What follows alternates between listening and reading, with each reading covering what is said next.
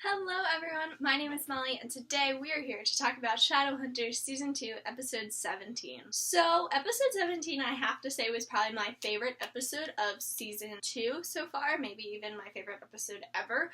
I just had such good feelings once the episode was over, I wanted more, and I was just so happy with all the characters and the acting. I was very happy with it. Even though it was different, and even though dialogue was different, and scenes were different, it felt like the book. It felt like it was something that these characters could do, and it could happen. And I loved that. It gave me hope for the show going forward, and so I was very happy with it. Definitely recommend going to watch this episode and then coming back and discussing it with me, because I'm very excited to talk about it with you guys. If you haven't seen the episode now, I'm going to ask you to leave though, because I don't want to spoil anything. Go watch the episode and come back. And that's it for you non-spoilery people, so go watch the episode and come back. Goodbye! Okay.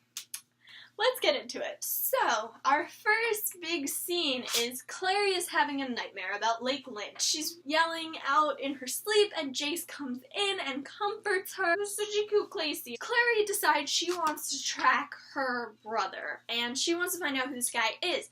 So, she was like, hey, what about that box that my mom had? Let's just track something from there. Okay, good idea. Don't know why you didn't think of it earlier, but good idea. And then she opens the box and everything's missing. There's no way to track whoever her brother is. Smart, savvy, but also, wouldn't you say immediately, you'd be like, alright, so it's somebody on the inside. It's somebody that has access to the Institute.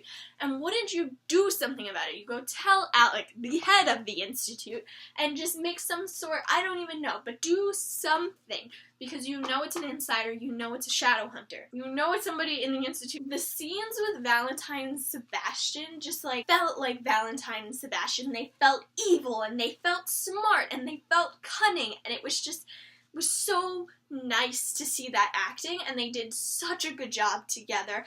I felt like I was watching Sebastian and Valentine. Like, that is what it felt like, and that's amazing, because I don't usually feel that when I'm watching the show. So to feel like I was seeing these characters come to life was just an amazing feeling. We got a lot of book plots. So we got the incest with Sebi and Clary. As horrible as incest is, and it should never be done, that's part of the books. That's a big part of the books, and to see it happen on screen was really cool. We also have the whole thing about how Valentine is going to raise the angel Raziel to make that one wish of Downworlders just being gone. That's what happened in the book, and so I'm excited to see that play out, and I think that episode will be a lot like the book. I have this feeling, and if they screw it up, I'm gonna be really mad. Then we get this cute Malik scene where Magnus shows up, and Alec is like, oh my gosh, I forgot our date, and then Magnus is like, I'll just bring the cape to us, and he and then they have dinner, and it was really sweet, but at the same time, they started talking about trust, and I was like, Alec,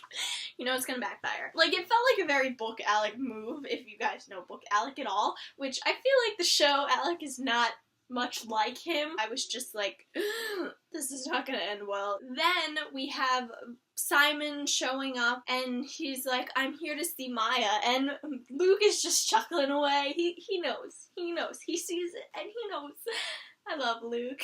Simon asks Maya out. He's like, hey, so, you wanna try dating? And she's like, I'm really busy, like, forever, so no.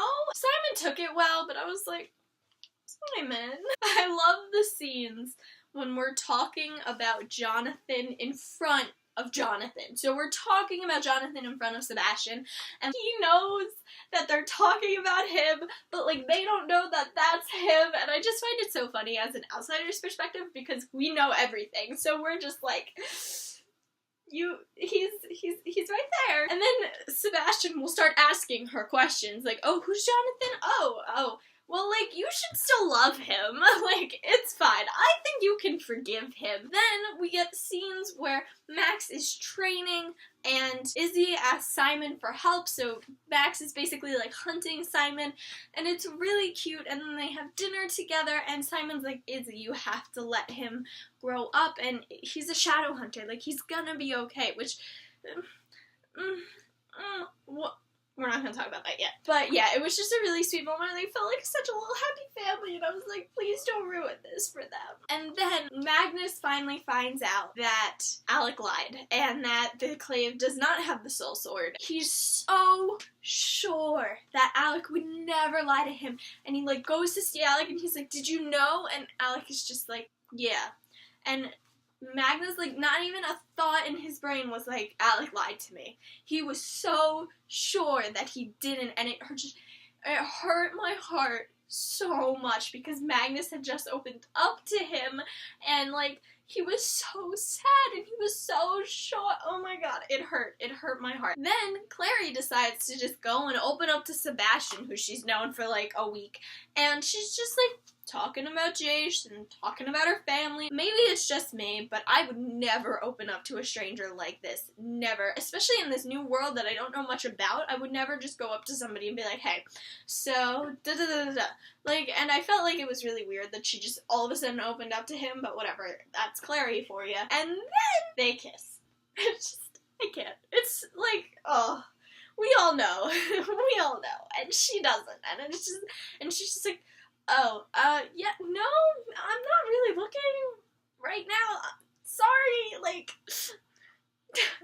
I can't. Then Izzy goes to Maya and is like, dude, Simon's a catch. Please just treat him well. Like, who hurt you? Not every guy's like this. Like, you don't have to have issues with every guy. And it was just a really sweet moment between the two girls. And as a Sizzy shipper, I was like, she sees how amazing Simon is and she loves him for it. And then Magnus being heartbroken about Alec lying to him. He's like, hey, so we're gonna go tell the Sealy Court? Yeah, this is a good idea. She's the most powerful and she's gonna help us defeat the Shadowhunters and it's gonna be great. Magnus, I know you're heartbroken, honey, but you're smarter than this. You don't go to the Sealy Court about anything. Never, ever, ever. This is not going to end well. We all know it's not going to end well. Nothing with the Sealy Queen ever ends well, and that's always a last resort. It's not just like, I'm mad, I'm heartbroken, so I'm just going to go tell the Sealy Queen. Like, no, Magnus, you know better. And then there's a scene where Jace is like, dude, I don't care. I'm going to do whatever it takes to keep you safe. And that just, my heart. Like, even though Clary's been so terrible to him lately, he still loves her, and he still just wants to protect her, and it just made my heart feel nice. The mortal mirror. We go and retrieve it this episode. Why? Why is it this little, it's like a circle, and it just pops open, and there's a mirror in it? Lake Lynn is the mortal mirror. Lake Lynn. That's why Valentine has that whole showdown with Clary on Lake Lynn, and that's why Lake Lynn is important at all. So why the hell is the mortal mirror this little compact mirror with the angelic rune on it? And why is it in the middle of New York? Somebody care to tell me. Then, Max, he figures out who Sebastian is, which he's a smart little cookie figuring that out, but he goes by himself. He doesn't tell anybody. Dude, if you're gonna prove yourself on a mission, this is not the one to prove yourself on. Do not go hunt down this demon baby and just be like, hey, look, I found him. Just go tell somebody. You get enough credit being smart enough to track him. Just tell somebody, please, I don't want you to die. So now he's trapped in a room with Sebastian, and that's not gonna be good, because we all know how City of Glass ended, so I'm scared. Then we get the trailer for next week. So we have Malik being all cute and fuzzy and warm together, which is good, because I don't like when they fight. Sebastian freaking out on Max and being completely evil, which I'm excited for. And, yeah, I mean, I feel really bad because the Lightwoods are going to be devastated about Max, and so they're going to be trying everything they can to get him back. And do we think this means we will find out that Sebastian is the evil one next week? And will we find out he is Jonathan? And what will happen? Will there be a showdown? Will he get away? Will we take this party to Idris? Like, what's going on here? And I'm excited to see. I think next week looks like a really good episode too, so I'm excited for that. Those are my thoughts on the episode. Let me know what you guys thought of the episode down below. If you haven't seen any of my other episode talks, you should definitely go check them out. They will all be linked down below. I hope you guys enjoyed. I try to upload a video every week. If you like my videos, then subscribe, and I'll see you next time.